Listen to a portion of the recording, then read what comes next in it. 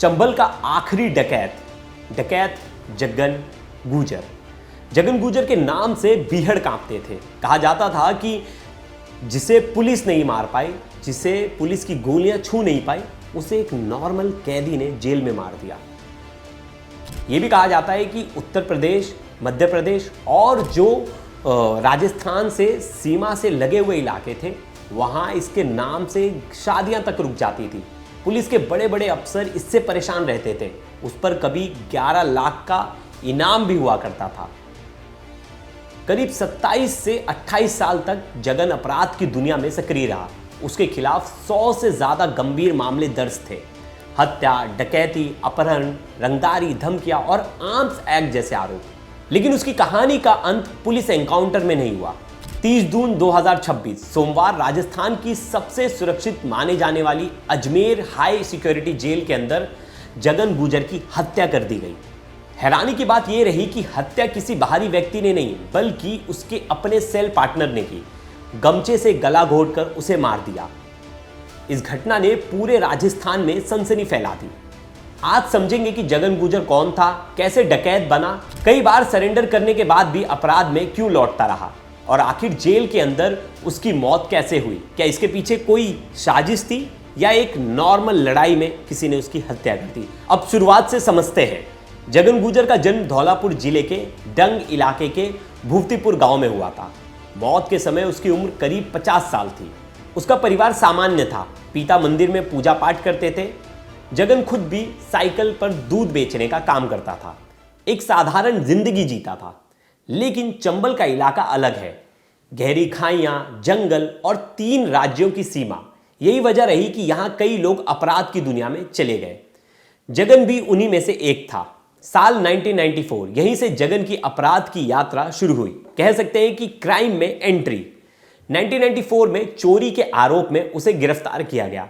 Jail के बाहर आने के बाद स्थानीय विवाद और पुरानी रंजिश ने उसकी जिंदगी बदल दी। कुछ लोग कहते हैं कि मंदिर में प्रसाद बांटने को लेकर विवाद हुआ, जिसमें उसके पिता का अपमान हुआ। वहीं कुछ लोग ये भी दावा करते हैं कि जीजा के हत्या के बाद उसके भीतर जो है बदले की भावना आ गई और उसी बदले की भावना ने उसे क्राइम की ओर ढकेल दिया। यहीं से उसने बीहड़ों का रास्ता पकड़ लिया और साल 1995 में जमीन विवाद में पूर्व डकैत मोहन गुजर ने जगन के जीजा की हत्या कर दी। अब इस हत्या का बदला लेने के लिए जगन पहले तो मोहन गुजर की गैंग को ज्वाइन करता है। करीब 5 साल तक उसकी गैंग के साथ रहता है। फिर मौका मिला और जगन ने उसी मोहन गुजर की हत्या कर दी। इसके बाद वो वही गैंग का नया सरगना बन गया, कह लीजिए कि गैंग का हेड बन गया। अब यहां से उसके गैंग की पूरी जो कंट्रोलिंग थी वो जगन के पास आ गई थी। जगन का नाम अचानक से चंबल की बीहड़ में फैल गया था कि चंबल का नया डाकू कौन है, वो है जगन। शुरुआत उसने लूट और रंगदारी से की, फिर उसका नेटवर्क बढ़ता गया। कई और जो आसपास के डाकू थे वो उसके ग्रुप्स में और उसके सरगना में एक्टिव होते गए। उसको कुछ बताया जाता है कि पॉलिटिशियंस का भी सपोर्ट था, लेकिन उसका नाम कभी मीडिया में या कहीं चर्चाओं में सामने नहीं आया। कुछ ही सालों में उसका नाम तीनों राज्यों में फैल गया। जगन पर 8 लोगों की हत्या के आरोप लगे। एक पुलिसकर्मी की भी हत्या का आरोप उस पर था। उसकी पहचान सिर्फ खौफ से नहीं, हथियारों से भी थी। उसके पास एक AK-47 होने की भी चर्चा खूब रही। बहुत बार इसके बारे में चर्चा होती रही कि उसके पास एक AK-47 है और वो उसे लोगों के सामने दिखाता भी है, बाकायदा उसकी नुमाइश भी करता है। जब वो गांव में आता था तो AK-47 लेकर आता। लेकिन हैरानी की बात यह रही कि पुलिस आज तक वो AK-47 बरामद ही नहीं कर सकी। हालत इतने खराब हो गए कि उसके गांव में 10 साल तक कोई शादी ही नहीं हुई। लोग डरते थे। उसका परिवार भी गांव छोड़ने पर मजबूर हो गया। अब ऐसे में जगत की निजी जिंदगी भी किसी फिल्मी कहानी से कम नहीं थी। उसने 3 शादियां की। पहली पत्नी कोमेश, दूसरी ममता और तीसरी मुकेश। उसके 4 बेटे और 3 बेटियां हैं। कोमेश की कहानी इन सबसे सबसे अलग है। उसे लोग देशु सुंदरी भी कहते हैं। कोमेश के पिता की हत्या कर दी गई थी। अब वो अपने पिता की हत्या का बदला लेना चाहती थी। उसने देखा कि हत्या की बदला लेने में उसकी मदद कौन करेगा और सबसे ताकतवर कौन है चंबल में। तो इस दौरान उसकी मुलाकात हुई जगन से। जगन भी गैंग में नए लोगों को भर्ती कर रहा था। उसने जब देखा कोमेश को तो उसने कहा कि तुम भी हमारी गैंग को ज्वाइन कर लो और तुम्हारा बदला हम लेंगे। बीहड़ में दोनों करीब आए और बाद में शादी कर ली। साल 2000 में कोमेश प्रेग्नेंट हुई। बीहड़ों में रहना मुश्किल था, इसलिए वो अकेले हिंडन सिटी पहुंची, वहीं बच्चे को जन्म दिया। लेकिन अस्पताल में ही पुलिस ने उसे पकड़ लिया। कहा जाता है कि कोमेश की गिरफ्तारी ने जगन को अंदर तक तोड़ दिया। साल 2001 में पहली बार उसने सरेंडर किया, लेकिन जमानत पर बाहर आते ही फिर अपराध की दुनिया में लौट गया। फिर आया साल 2008। गुर्जर आरक्षण आंदोलन के दौरान जगत ने तत्कालीन मुख्यमंत्री वसुंधरा राजे को धौलापुर महल को उड़ाने की धमकी दे दी। यहीं से वो राष्ट्रीय सुर्खियों में आ गया। पुलिस ने उस पर 10 से 11 लाख का इनाम रखा। उस समय तक उसके खिलाफ सैकड़ों मामले दर्ज हो चुके थे। एक एनकाउंटर के दौरान पुलिस और जगन गैंग के बीच में कई घंटे मुठभेड़ चली।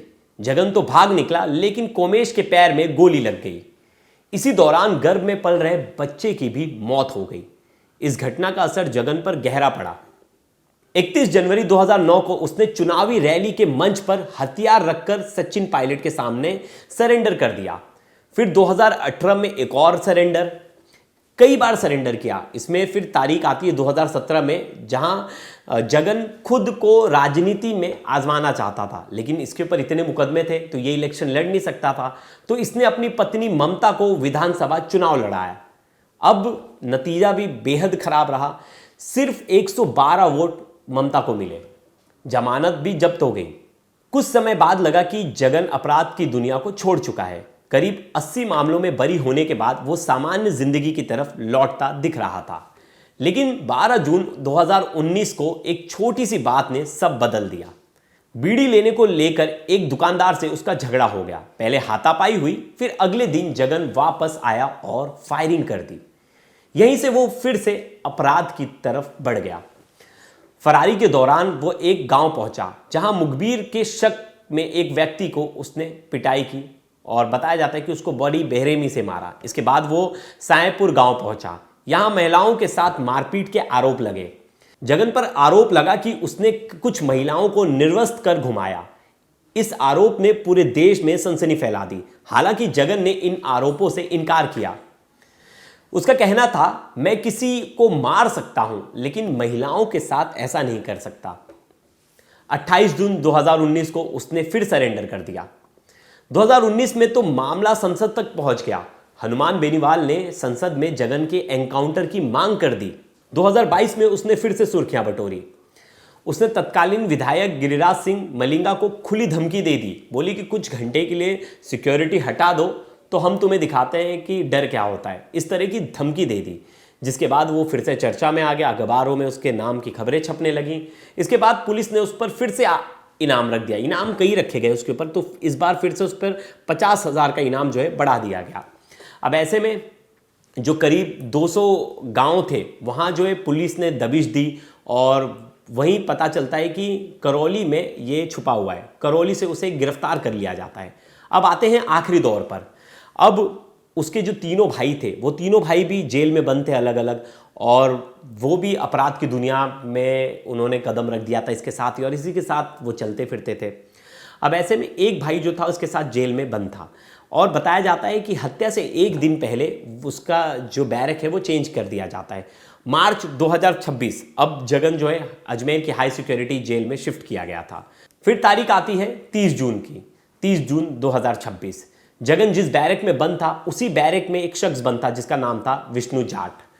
अब सुबह दोनों बैरक में थे। दोपहर करीब 3 बजे जब बैरक खोली गई तो जगन कोई जवाब नहीं दे रहा था। अब बताया जाता है कि जैसे ही पुलिस ने जांच की तो पता चला कि विष्णु जाट ने गमछे से उसका गला घोट दिया।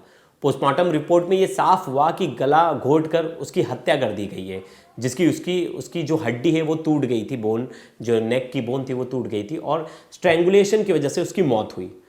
अजमेर पुलिस का कहना है कि ये कोई गैंगवार नहीं बल्कि एक निजी झगड़ा है, लेकिन परिवार इस बात से सहमत नहीं है। परिवार का कहना है कि जगन जो है वो जेल की लापरवाही की वजह से मारा गया है और इसमें सीबीआई की जांच होनी चाहिए। उन्होंने साफ साफ कहा जगन के परिवार वालों ने, और हमारे संवाददाता ने बाकायदा जो है उनके घर वालों से बात की। एक बार उनकी पत्नी को सुनते हैं, उनकी पत्नी ने क्या कुछ कहा। ये घटनाक्रम कैसे हुआ?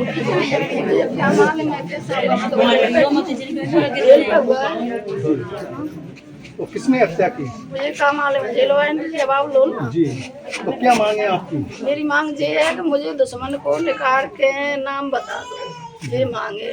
दूसरी मांग मैं कल परसों 3 दिनों से चिल्ला चिल्ला के कह रही हूँ कि वो खत्म कर दो हमें, तो फिर वो तो घर सड़क समझो मुझे सुरक्षा है। वो 4 दिन 7 दिन घूमे जेल तो वो उनको बात नहीं। पप्पू गुजर अजमेर जेल में बंद हैं, उनको आज अंत्येष्टि के समय लाया गया, लेकिन जो मांग थी कि उनका धौलपुर जेल में ट्रांसफर अभी तक नहीं हुआ है। नहीं आया। और क्या मांगे? यही मांगे भाई, तो और क्या मांग सीबीआई जांच कल मांगी, परसों मांगी, ले गई जांच।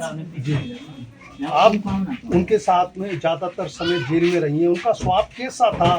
शालीनता, मृदुभाषी, ज्यादातर मिलनसार व्यक्ति थे। पति पत्नी का कैसा होता है ऐसा व्यवहार था मेरे से। जी कोई राक्षस तो नहीं था वो। जी, कोई मारा था, दीवाना जबरदस्ती करी, तो कोई पीटा। मेरे को क्या पता है, बाहर कोई घटना होती तो मैं उसका साथ भी देती, कुछ करती, मुझे कुछ नहीं पता। मुझे तो बस 2 दिन में, 4 दिन में, 15 दिन में मुझे जवाब चाहिए कि ये चीज हुई। तो कैमरा भी बंद है उस टाइम। सुबह 7 बजे मेरे से 5 घंटे बात करी है, मुझे कुछ पता ही नहीं। मेहताब गुजर की मुलाकात हुई 15 दिन बाद पहले में, तो मेहताब गुजर की मुझे से बताई थी कि मेरी लड़ाई चल रही है, मैं यहाँ से ट्रांसफर 29 तारीख की उनकी बेल थी, तो उसमें मैंने किया 2 दिन रह गए करवा के घर कर ले आते 2 दिन पहले तो बैठने। वही उनके बेटे का भी आरोप है, उनके बेटे का नाम है आसाराम। उनके बेटे ने आरोप लगाया है कि पिता जो है उनकी हत्या प्लानिंग के तहत हुई है, इसमें जेल प्रशासन मिला हुआ है और अगर प्रशासन हमारी मांगे नहीं मानेगा तो हम इनका अंतिम संस्कार भी नहीं करेंगे। बहुत हाई सिक्योरिटी में गांव में देखिए कितना ज़्यादा भीड़ है, कितने ज़्यादा लोग इकट्ठा हुए हैं। एक डकैत की अंतिम संस्कार में इतनी भीड़ किसी ने सोचा भी नहीं होगा, लेकिन भीड़ कई तादाद में थी, कई सैकड़ों लोग जो थे वो भीड़ का हिस्सा बने और अंतिम संस्कार हुआ। अंतिम संस्कार के बाद पुलिस प्रशासन ने ये आश्वासन दिया घर वालों को कि पहले जो है घर वालों को सुरक्षा दी जाएगी, उसके बाद जो है इसकी जांच जो है वो डिटेल इंक्वायरी होगी, अच्छे से जांच होगी। बाकायदा जो उनके तीनों भाई थे, ये तस्वीरें देखिए, उनके तीनों भाई जो है अंतिम संस्कार में पहुंचे जेल में हाई सिक्योरिटी में, और उनके एक भाई ने कहा कि ये सरासर प्लानिंग के तहत हत्या है, ये कोई एक नॉर्मल रंजिश वाली मर्डर नहीं है, ये प्लानिंग के तहत हत्या की गई है। अब अंतिम संस्कार जो है वो भवतीपुर में हुआ, जो इनका गांव है, और सुरक्षा के इंतजामात इतने कड़क थे कि आप देखिए कि 9 थानों की पुलिस को यहाँ बुलाना पड़ा और 9 थानों की पुलिस यहाँ जो है हाई सिक्योरिटी मोड पर तैनात थी। अब सवाल लोगों का ये है कि 2 खतरनाक अपराधियों को एक ही बैरक में क्यों रखा गया था? क्यों 2 खतरनाक कैदियों को अचानक से एक बैरक में रखा गया? क्या सिर्फ झगड़ा था या इसके पीछे कोई बड़ी साजिश थी? क्योंकि गांव वाले बार बार कह रहे हैं कि ये एक नॉर्मल झगड़ा, लड़ाई झगड़ा नहीं है, इसके पीछे कोई बड़ी साजिश है। अब यहां जांच पर सबसे बड़ा सवाल है, जगन गुजर चंबल के उस दौर का बड़ा नाम था जब बीहड़ों में बंदूकों का राज चलता था। अब ऐसे में कहा जाता है कि चंबल का जो आखिरी डाकू है अब नहीं रहा। उसकी कहानी बदले से शुरू हुई, डकैती तक पहुंची, सरेंडर हुआ, वापसी हुई और अंत जेल की 4 दीवारियों के अंदर हुआ।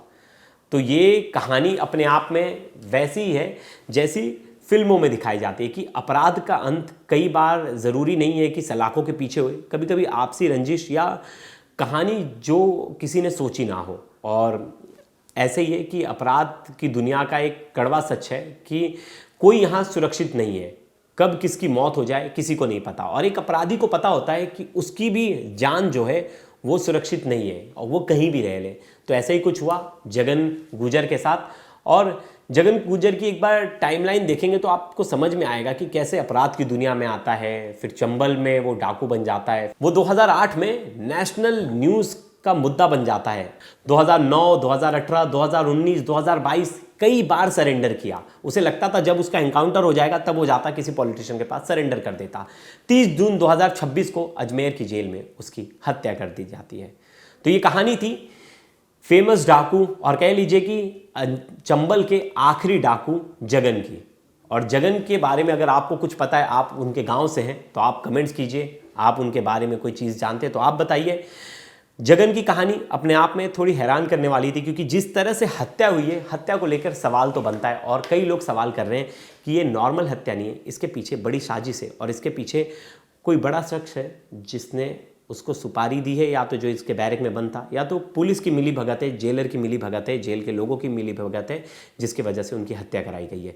तो जांच में ही साफ होगा कि असली मकसद क्या था, क्या इसके पीछे सच में कोई है, या ये बस एक नॉर्मल आपसी रंजिश की लड़ाई है जिसमें उसकी मौत हो गई। अभी भी इसके 3 भाई जो है वो अलग अलग जेल में बंद है, एक अजमेर में, एक धौलापुर में और एक दूसरे जेल में बंद है। तो ऐसे में तीनों अभी भी जो है जिंदा है, बेटा जिंदा है। बेटा जो है कह रहा है कि हमें सिक्योरिटी देनी चाहिए और बाकायदा प्रशासन ने उनकी मांगों को मांग लिया है और घर वालों को सुरक्षा दी गई है। आने वाले समय देखना होगा कि इस जांच में क्या कुछ निकल कर आता है और जगन की हत्या की असली वजह क्या थी, ये भी हमें आगे जाकर पता चलेगी। तब तक के लिए दोस्तों धन्यवाद। आपको ये वीडियो कैसी लगी ज़रूर बताइएगा। धन्यवाद।